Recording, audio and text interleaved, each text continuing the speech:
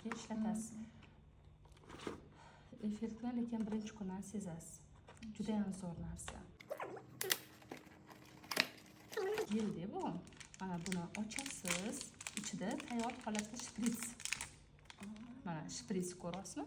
Bu tepasidagi probka. Bunaqa probkada. Endi buni ushlab tursangiz, havasi tepasiga chiqib qoladi. Havani chiqazib tashlaysiz, havani chiqazgandan keyin orasiga qarang, mana ko'pib, orasiga barmog'ingizni qo'yasiz. O'sha barmoqgacha ham sursangiz, hozir men bu havo anaqa qilgandan keyinchi bu yoqqacha kelib qoladi. Havasi mana tepasiga bu yurib keladi, sekin kutamiz, havasini chiqazib yuboramiz, buni polностью chiqazamiz.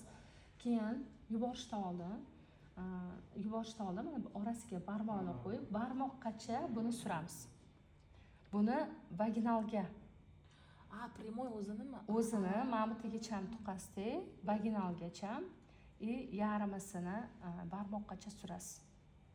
Barmoqqacha surib, ertasi kuni mana bu krishkasini yopib qo'yasiz. Hech narsa qilmaydi, qo'rqmang. Infeksiya boshqa hech narsa bo'lmaydi.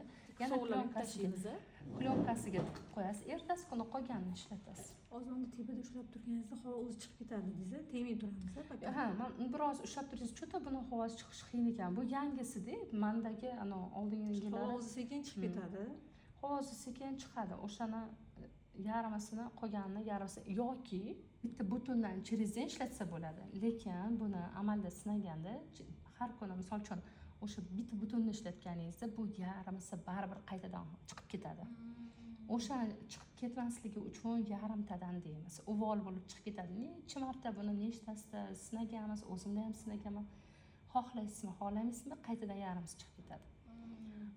Yarmini yuborsangiz chiqmaydi. Bu 2 taga yetar ekan, 2 kunga yetar ekan. 2 kunga yetadi. Xuddi shunaqa. Buni bir ushlaganda havo chiqib ketadi, keyin periodizat qilishni boshlaymiz. Xuddi shunaqa ishlatasizlar.